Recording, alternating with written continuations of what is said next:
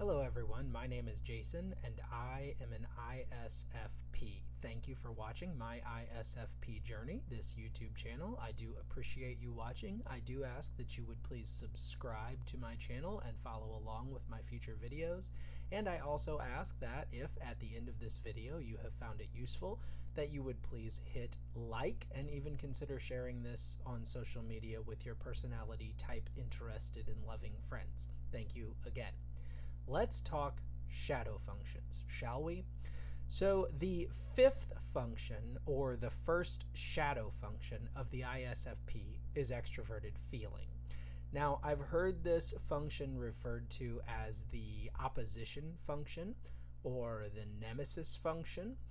And the idea there is that it is the nemesis to the hero. Now, the function that many people call the dominant function or the lead function is also referred to by some, and I am one of those people who refers to it that way, as the hero function.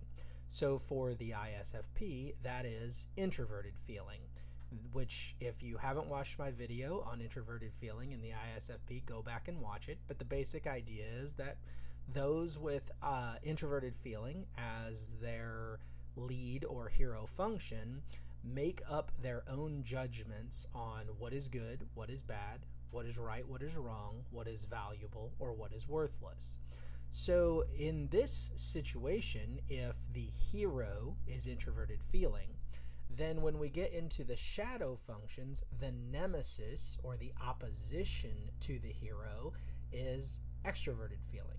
So you can imagine that if the hero is the one who goes through life saying, I will make up my own mind about what is good and what is bad, what is valuable and what is worthless, then the nemesis to that hero would naturally be the person with high extroverted feeling who goes through life largely making their value judgments and their good-bad judgments affected to a large degree by the group. Now, I've said this in previous videos, and I'll say it again. When I say the group, yes, I could mean all of the human beings on planet Earth, but it usually does not mean that. Usually the group for any person is that group of people whom they respect, whom they trust, and whose opinion on various topics they are willing to listen to and give a strong consideration of. So those with high extroverted feeling will tend to be swayed by the value judgments, the moral judgments, the good-bad judgments of the group. So if the hero says, I am my own person who makes up my own mind, then the nemesis says, well, when it comes to these issues of good and bad, right and wrong, valuable, worthless, we need to consider the value judgments, the beliefs of the group. The hero is naturally going to look at that and say, no, that's not the way we want to make our value judgments. And that person with extroverted feeling is more apt to say, yes, the value judgments of the group have great worth and we should consider them. Now, I've heard it said that this nemesis function is where we contain as people, regardless of type, that it is in our nemesis function that we contain our worry. Now, I don't know if I would go that far. I'm not sure I can 100% sign off on that, but I will at least say this. I definitely think there is a strong concern that I have seen in myself in the realm of this extroverted feeling nemesis function. And what do I mean by that? Well, I have a concern when I look at other people and when I listen to other people talk about their beliefs and what they value and what they think to be or what they believe to be good and bad. I have this concern that they are not always making sound, wise judgments in this area, but rather that they are simply being blown about by every wind of emotion or false teaching or those like emotional pleadings that you hear. Oftentimes we hear them from celebrities. We'll often see them get up at award ceremonies, and they'll preach their cause, and they'll do it in a very emotional way. And so the people with extroverted feeling very high in their function stack will be swayed by that and tempted to maybe value something that they didn't previously value. It often comes with sort of an emotional story or an anecdote that will cause a person to really have a heartfelt response to the story that's being told, and then upon that story will be built a value judgment. And those with extroverted feeling are more apt to be moved by those value judgments. So how does extroverted feeling as a nemesis show up in me as an ISFP? Well, I'm only speaking for myself, but I will be interested to get comments from other ISFPs to hear what they say. So let me start by just sort of reiterating what I just said, and then I'll talk about what the flip side of that coin is.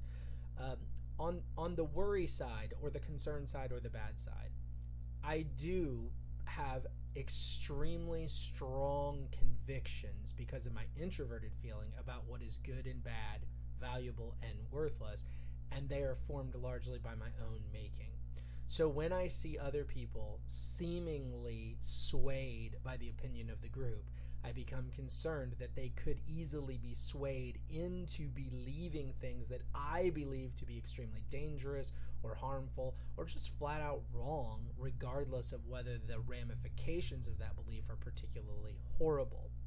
However, I also, if I'm being wise and if I'm being mature, I really need to ask myself the question, am I suppressing and hating on my extroverted feeling so much that I am missing the times when I could be gleaning wisdom, when I could be gaining life experience and intelligence from other people? Because the reality is that the value judgments of other people are not always flawed. Frequently, the value judgments of other people are, maybe not frequently, but at least often enough, the value judgments of other people and the good, bad discernment of other people can actually have a lot of wisdom in it. And so if I would be willing to allow my hero introverted feeling to at least, let's say, parlay with the value judgments of others, instead of just saying, no, I will make my own decisions and I don't care what you have to say, if I would check that a little bit, humble myself, and say, okay, let me listen to the value judgments of the group, especially if the group is a group of people that I respect, then I might find in there somewhere that there is some wisdom that I could benefit from.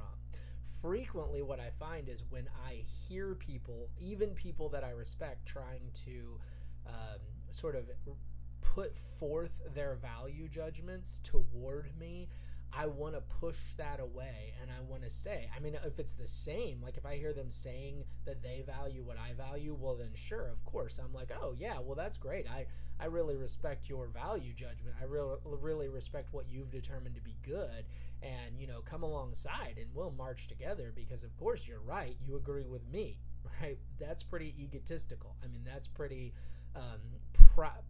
prideful to think that. So where I could benefit myself, and have at times when I'm being mature, where I could benefit myself more, is when I would take the time to say, okay, right off the bat, I'm hearing you make a value judgment that I don't agree with, but you are part of a group that I respect, so let me hear you out. Instead of allowing myself to just instantly bristle at the idea that someone has a different opinion than I do on their their value judgments, their good, bad judgments, I could actually say, well, you know what, I could be wrong. Now, I don't remember who I heard say this, but someone once said, argue as though you are right, but listen as though you are wrong. Now keep in mind, when I'm talking about right, wrong here, I'm talking about matters of good, bad, matters of valuable or worthless, because we're dealing with the realm of feeling. And I'm not talking about true, false. True, false is in the realm of thinking, okay? But I argue like I'm right, but I don't always listen as though I'm wrong. And I should, because others do have wisdom to give to me. Now, if you go back to the idea of the hero and the nemesis, sometimes if the hero will work together with the nemesis, they can actually accomplish greater things. Okay, we've seen this at times in superhero movies and whatnot, where the hero has to work with with the villain, so to speak, in order to accomplish something. And sometimes that's what we as ISFPs need to do. It's easy for us to look at the people whose value judgments are influenced by the group and say, you're just wishy-washy. You're being blown about by everything that everybody says. You're like a sailboat tossed on a tumultuous sea. You need to get a backbone. You need to develop your own beliefs. You need to be you, authentic. Be your one true self. Stop listening to what other people value. Stop hearing what they have to say. And honestly, we can really dig our heels in the sand and kind of even at times not be very nice in this area. But the reality is that sometimes there is some wisdom in the way that extroverted feelers are going through their lives and the way that they're thinking. And maybe, just maybe, as hard as this is to admit, we could learn something from them. Maybe. I really don't like saying that, but I think it's true, even though it hurts. Anyway, thank you so much for watching. I hope this was informative to you. I hope you found this interesting. And I do, again, ask that you would subscribe. Please click a like if you did find this to be useful. And please tell your personality type loving friends about my channel, because I would appreciate it if you could get the word out and help me to get some more subscribers and get these videos some more views. And also, one last thing, please do comment, because I really do appreciate your comments. Thank you so much for watching, and have yourself an awesome day. Bye now.